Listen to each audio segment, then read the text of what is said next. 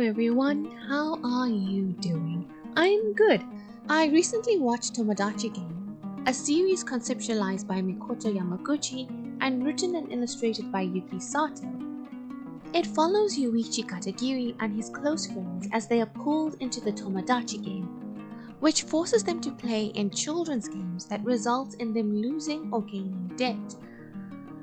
I watched this anime in 2 or 3 days, and when I was done, I had one major question in mind. What is the deal with Yuichi Katagiri? Is he bad? Is he good? Is he a psychopath? Does he care about his friends, or is this all just a game to him? Who is he? The anime begins by painting a very rosy picture of Yuichi. He is a hard-working young man who is on his own and doesn't have much money. His friend group is really tight and they're all very important to him, very important to each other. They're so wholesome and heartwarming. Both class presidents are part of their group. They have a smart, serious girl with long black hair and blue eyes, a shy girl with huge boobs, a smart, straight-laced guy with glasses and a haircut that I don't entirely understand, and a rich guy who's kinda dumb sometimes, but he's got a good heart. And then the main character, who is a great guy with attractively messy hair, and all the girls like him. He's also got that hair that falls down the middle, like over the front, and it goes like left and right, like it flicks over his nose. A lot of characters that are like, don't let appearances deceive you, he's actually really smart, have this kind of hairstyle. And all the members of this friend group fulfill a certain kind of stereotype. But they all behave against their stereotype at some point in the series. And the most egregious perpetrator of this is Yuichi himself.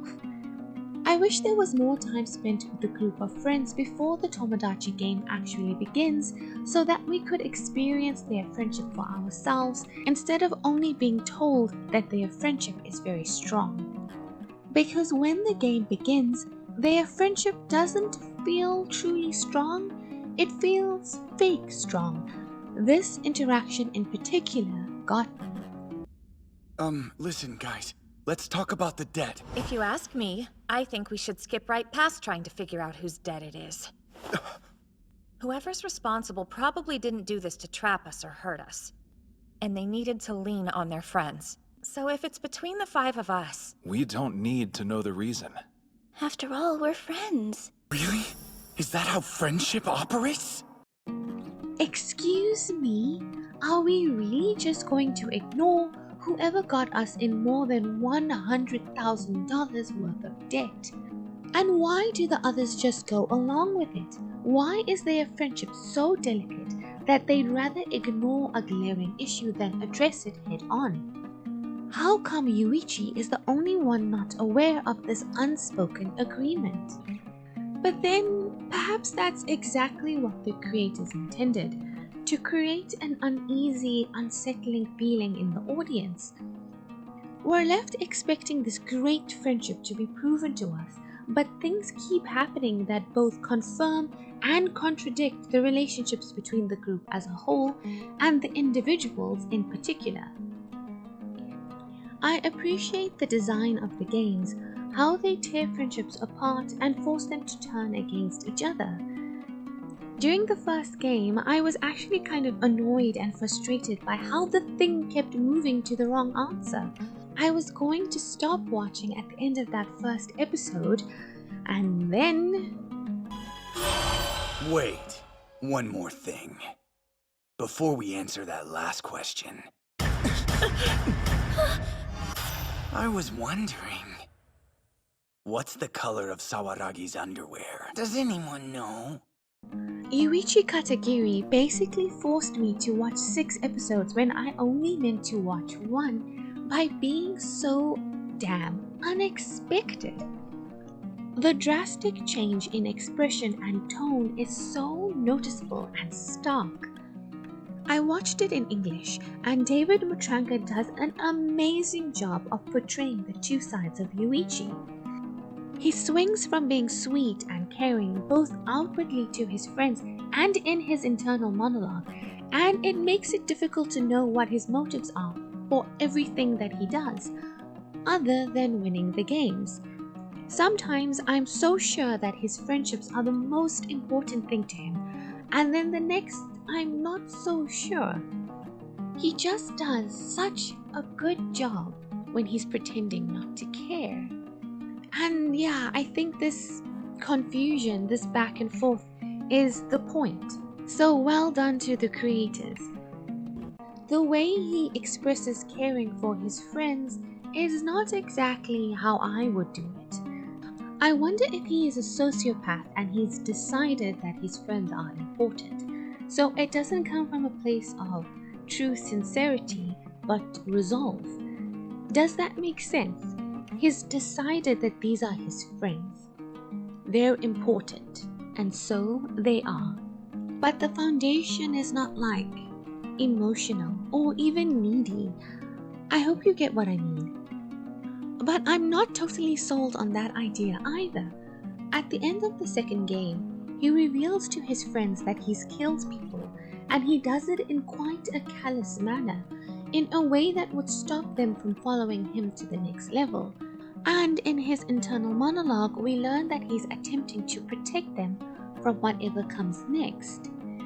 He does such a good job at portraying a psycho killer, and yet his internal monologue is so sincere. So, is he both of those people? Cold and detached, but also dedicated to his friendships. And in the third game, he breaks his own finger instead of the basketball players. If he was only concerned with protecting Tenji and winning the game, then injuring the boy would be no issue. So why does he break his own finger? Is he a good person? Or does he want Tenji to think he is a good person? Or does he want the game designers to think he's a good person? Or is he genuine? I don't know. Maybe I'm reading too much into this. I am very interested to learn what happened in his past. Perhaps that's the key to figuring him out. Before he enters the third game, he mentions his mother and how she stressed to him the importance of friendships. This is something that has run through his mind several times before this. But then in the next episode, we find out that the woman he's been thinking of isn't his mother at all, but someone who is telling him that she will be his mother from now on.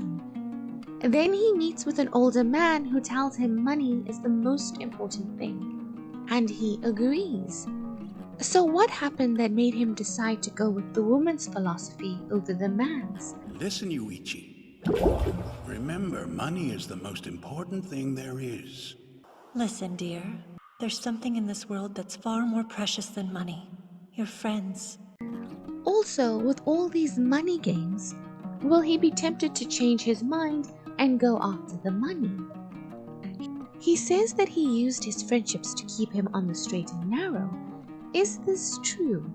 Would he be going around murdering and conning and lying to people if he didn't make these friends? If he didn't decide to be a good person? Can we think of his sociopathic tendencies as a superpower he uses for good instead of evil? In the third game, he allows Tenji to come so close to death because it was a good strategy, and that was the plan he came up with. He doesn't even contact him when it's possible for him to do so.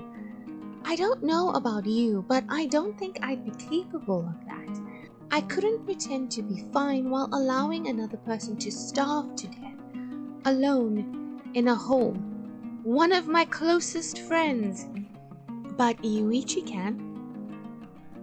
So basically, I'm very keen on season 2.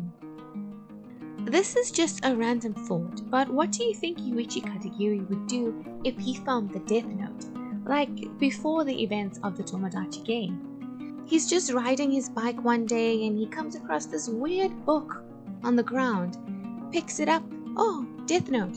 Whoever's name is written in this book shall die.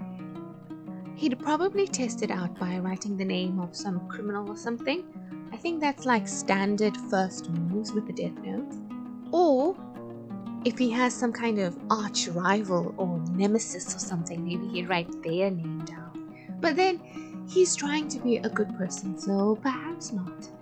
He'd probably try to make the lives of him and his friends as easy or smooth as possible, and also to protect them in any way that he can. Like Kokorogi's bullies, he might write their names down, or he might write them apologizing to Kokorogi and then dying after that.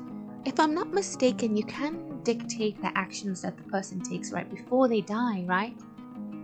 He could make money by taking out life insurance policies on people and then killing them.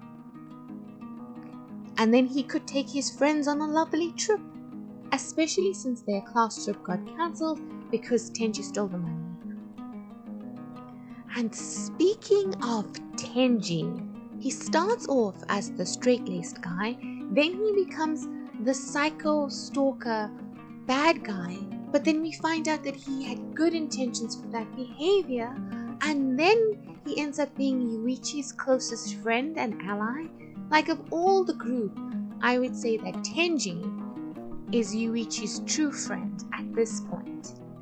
And after that last fake Tomodachi game, where she kinda allowed him to be tortured, Kokorogi is going to be devoted to him, more than she already was. And then Shiho is this whole mysterious, possibly evil mastermind person. What is her deal? And the deal with her father? And who is framing Shibe? So many questions buzzing around in my head. I really hope this is not going to be one of those 5 years until season 2 anime. So that's it for this video. I hope that you enjoyed it. Please like if you did, subscribe to the channel, all those good things. I hope that you have a wonderful day and that you have true good friends that you can rely on and depend upon in your life. I'm Kayla. See you next time. Bye.